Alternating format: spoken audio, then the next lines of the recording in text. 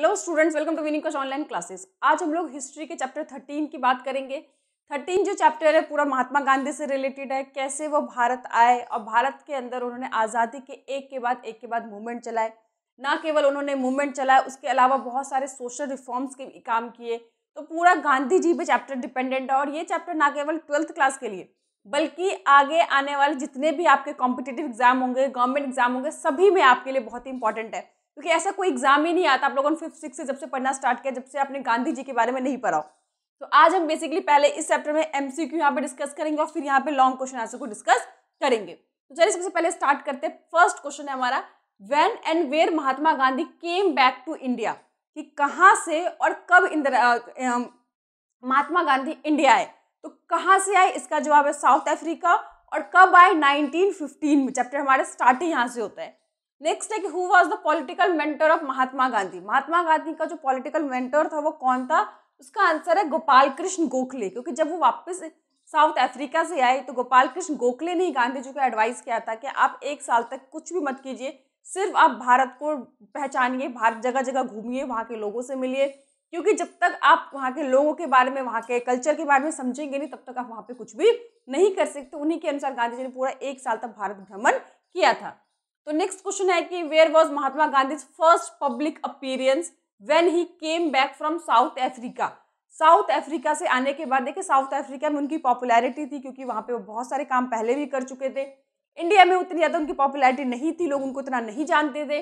लेकिन south Africa में popularity कारण उनको एक जो बहुत बड़ा इवेंट था इंडिया के अंदर, फरवरी 1916 में जब ओपनिंग हुआ था बनारस हिंदू यूनिवर्सिटी जो ओपन हुआ था, उस फंक्शन के अंदर सबसे पहले महात्मा गांधी ने पब्लिक अपीयरेंस दिया था। लोग बेसिकली वहां से उनको जानने लगे थे क्योंकि उन्होंने एक ऐसे मुद्दे के ऊपर लोगों का ध्यान अट्रैक्ट किया था कि जो वहाँ पे जो प्रेजेंट लोग थे उन्होंने इसके बारे में सोचा भी नहीं। क्योंकि उस ओपनिंग सेरेमनी के अंदर जितने भी बड़े बड़े अमीर लोग थे, जमींदार थे, राजा थे, बड़े बड़े रिच लोग थे, लेकिन वहाँ पे गरीब, मजदूर, किसान, इन लोगों का कोई भी वहाँ पे प्रेजेंट नहीं था। तो गांधी जी अपने भाषण में उन्हीं लोगों को बेसिकली एड्रेस किया कि अगर हमें देश में सच में आज़ादी चाहिए अगर, तो हमें क्या करना पड़ेगा, पहले उन लोगों का सपोर्ट लेना पड़ेगा, उन लोगों को साथ लेकर चलना पड़ेगा। और जिसके बाद धीरे धीरे गांधी काफ़ी पॉपुलर हो गए थे और गरीबों के बीच में उनकी बहुत ज़्यादा पॉपुलैरिटी बेसिकली हो गई थी। तो फर्स्ट पब्लिक अपीयरेंस कहेंगे कि फरवरी 1916 में, 15 में वो भारत आए, 16 में उनकी फर्स्ट पब्लिक अपीयरेंस कहाँ पे, बनारस हिंदू यूनिवर्सिटी जब ओपनिंग हुई थी। नेक्स्ट क्वेश्चन है कि which 3 movement Gandhi ji started before joining active politics. ये एक्टिव पॉलिटिक्स ज्वाइन करने से पहले 3 उन्होंने मूवमेंट्स में भाग लिया था। सबसे पहला तो आपको पता ही, आप लोग इंग्लिश में भी आपने इंडिगो चैप्टर पढ़ा होगा, चंपारण। गांधी जी ने कहा था Champaran was the turning point of Gandhi ji life. Gandhi ji की लाइफ का जो टर्निंग पॉइंट है बेसिकली चंपारण मूवमेंट था, क्योंकि उनके लाइफ का भारत में फर्स्ट मूवमेंट था और इतना बड़ा मास मूवमेंट था। सेकेंड, वही उन्होंने खेड़ा आंदोलन किया था और अहमदाबाद मिल में जो वर्कर्स थे उनके लाइफ को इम्प्रूव करने के लिए, उनको फैसिलिटीज दिलाने के लिए ये अहमदाबाद मिल में वर्कर्स के सपोर्ट में किया था। उसके बाद है तो 3 याद हो गया कि चंपारण हो गया, खेड़ा और अहमदाबाद मिल मूवमेंट।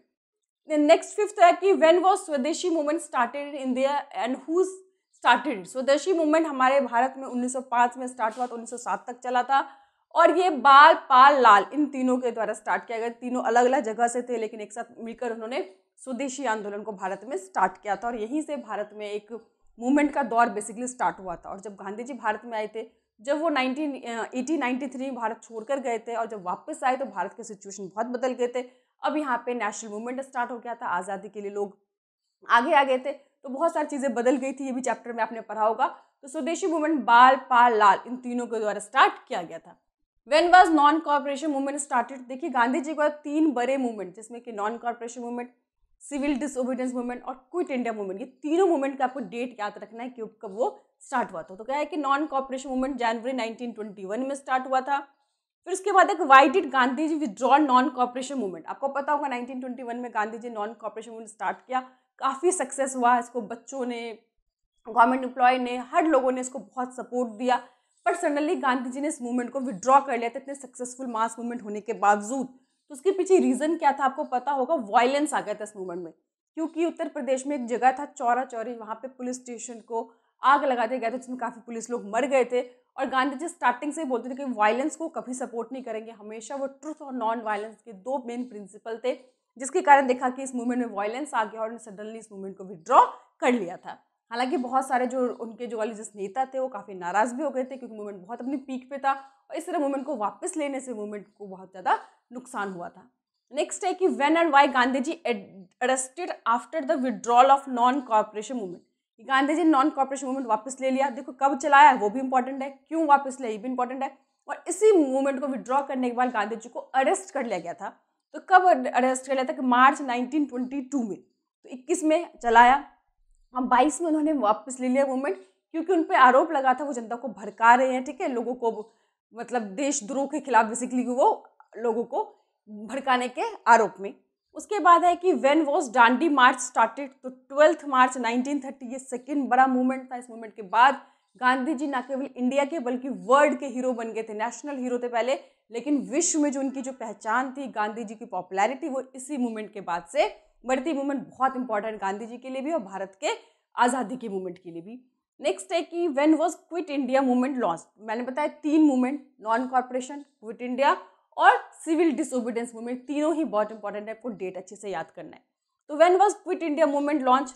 अगस्त 1942 में, क्योंकि ये लास्ट मूवमेंट था, इसके बाद हमको कुछ सालों के बाद हमको आज़ादी मिल गई थी, तो 1942 में लॉन्च किया था।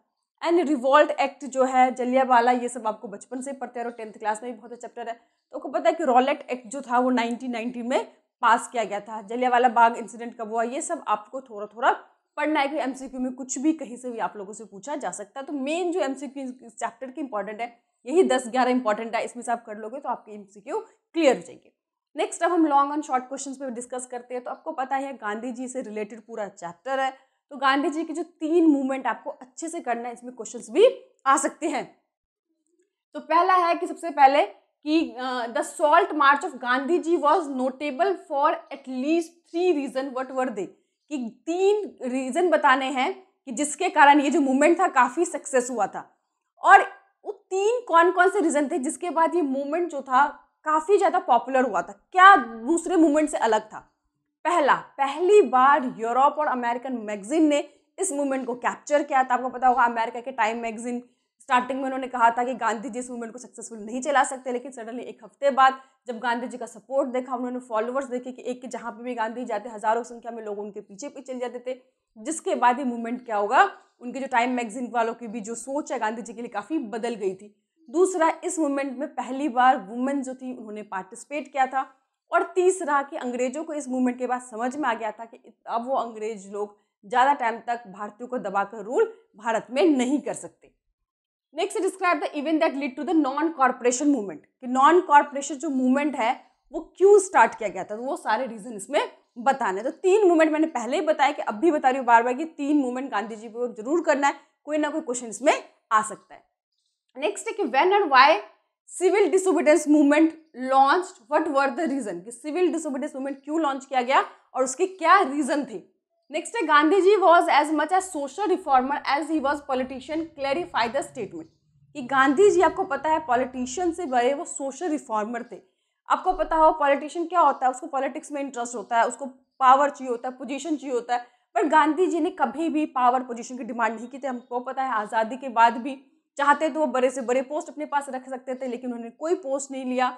और वो जितने बड़े पॉलिटिशियन थे उससे भी ज़्यादा बड़े समाज सेवक थे। समाज में जितनी भी बुराइयां थी, सोशल लेवल्स, चाइल्ड मैरिज, ठीक है, और जो सती प्रथा और जो हमारे छुआछूत जैसे प्रॉब्लम थी, इन सभी प्रॉब्लम के खिलाफ भी उन्होंने बहुत ज़्यादा आवाज़ उठाया था। और 1924 में आपको पता है 1922 में गांधी जी को अरेस्ट कर लिया गया था, 6 साल की सज़ा हुई थी, लेकिन 2 साल के बाद ही गांधी जी को रिलीज़ कर दिया गया, आज़ाद कर दिया गया। और उसके बाद गांधी जी कई समय तक पॉलिटिकल एक्टिव ना रहकर उन्होंने समाज के जो सोशल रिफॉर्म्स के काम बेसिकली किए थे, ठीक है। तो ये आपको याद रखना है, Gandhi ji was much as social reformer as he was politician, कि सोशल रिफॉर्मर वो ज़्यादा बड़े थे एज अ पॉलिटिशियन, क्योंकि पॉलिटिक्स का एक इंटरेस्ट होता है, सेल्फ इंटरेस्ट होता है, लेकिन गांधी जी का ऐसा कुछ भी नहीं था। Why did the Simon commission visit India and why was it oppose India, Simon commission India क्यों आया था और भारतीयों ने इसका विरोध क्यों किया था। आपने देखा था 1990 में रिफॉर्म करने के लिए एक पूरा पैनल आया था, जिसको लेड जो कर रहा था साइमन कमीशन कर रहा था, कमीशन साइमन कर रहे थे, इसको कमीशन साइमन कमीशन कहा गया। और इसमें देखा गया कि जो जितने भी मेंबर्स थे इंडिया के लिए रिफॉर्म्स करना, इंडिया के बारे में डिसीजंस लेना, और इसमें एक भी जो इंडियंस थे वो मेंबर नहीं थे, जिसके कारण हमको समझ में आ गया था, इंडियंस को समझ में आ गया था कि वो किस तरह के रिफॉर्म्स और क्या रिफॉर्म करने वाले हैं। इसीलिए आपको पता है जैसे साइमन इंडिया आया था तो गो बैक साइमन के नारे लगे थे और इसका बहुत ज़्यादा विरोध हुआ था। क्विट इंडिया मूवमेंट मैंने बताया था generally movement bringing into the ambit 100,000 of ordinary citizen, कि क्विट इंडिया मूवमेंट जो था आज़ादी का लास्ट मूवमेंट था। इस मूवमेंट में हज़ारों लाखों की संख्या में लोग जुड़े थे, और हमारे जो जयप्रकाश नारायण जिनके बारे में आप लोगों ने बहुत पढ़ा है पॉलिटिकल साइंस में, वो इसी मूवमेंट से हीरो बनकर उभरे थे। क्योंकि जैसे ही क्विट इंडिया मूवमेंट लॉन्च किया गया उसके बाद अंग्रेजों ने सीधा ब्रिटिश सरकार ने क्या करा कि जो गांधी जी उनको जेल में डाल दिया। उन्हें पता था गांधी जी बाहर रहेंगे तो मूवमेंट बहुत बड़ा बन जाएगा, सक्सेस हो जाएगा, लोग फिर से इसमें जुड़ जाएंगे। इस डर के मारे उन्हें गांधी जी को क्या कर दिया था, जेल में डाल दिया था। लेकिन वो भूल गए थे कि गांधी जी के बहुत फॉलोअर्स थे, बहुत ज़्यादा लोगों को पसंद करते थे, और जो यंग थे जो जयप्रकाश नारायण, उन्होंने इस मूवमेंट में पूरी लीडरशिप निभाई थी और हीरो बनकर उभर कर सामने आए थे। हालांकि कुछ प्रॉब्लम भी थी जिसके कारण जो मुस्लिम लीग थे, आपको पता होगा कि इस मूवमेंट में इनको इतना टाइम मिल गया कि वो ज़्यादा से ज़्यादा हिंदू मुसलमान को भड़का सके, तो ये एक प्रॉब्लम जरूर देखने को मिली। Next explain 3 different kinds of sources through which we can know about Gandhi ji. 3 sources बताना है, कौन कौन से सोर्सेज के थ्रू हम गांधी जी के बारे में जान सकते हैं। तो गवर्नमेंट रिकॉर्ड्स थे, आपको पता है गवर्नमेंट जी को जो भी मूवमेंट्स थे उसके गवर्नमेंट रिकॉर्ड रखे गए, मैगजीन, उनके बायोग्राफी, उनके जो लेटर्स थे उन्होंने लिखे, या उनको बहुत सारे जो पॉलिटिशियन ने लिखे। तो ये आपको 4 सोर्सेज आपको अच्छे से याद करना है। तो लॉन्ग शॉर्ट क्वेश्चन में 7 क्वेश्चन चैप्टर इंपॉर्टेंट, और MCQ इससे ज़्यादा कुछ भी आपको करने की जरूरत नहीं है। तो ये रिवीजन में चैप्टर 22 सारे चैप्टर के दे दूंगी। उसके बाद हम लोग जिस तरह से पॉलिटिकल साइंस के हम लोग 5 मॉडल टेस्ट पेपर दे रहे हैं, वैसे ही मैं इसके भी आपको दे दूंगी। और भी अगर आप लोग कुछ चाहते हैं स्पेसिफिक कुछ किस टॉपिक में वीडियो बनाऊं या किसी चीज़ में पर्टिकुलर आपको कोई दिक्कत हो, तो आप लोग मुझे कमेंट कर सकते हैं, मैं उसके ऊपर बहुत जल्दी वीडियो बना के अपलोड कर दूंगी। तो आपके पास ये मार्च का ही महीना है, 10 दिन, जिसमें आप चैप्टर वाइज रिवीजन कर सकते हैं। अप्रैल से आप लोग सिर्फ पेपर सॉल्व कीजिए, क्योंकि पेपर सॉल्व करना बहुत ज़रूरी है। इससे आपकी स्पीड, आपका कॉन्फिडेंस, ठीक है, ये सब बहुत ज़्यादा इंप्रूव हो जाएगा। Thank you.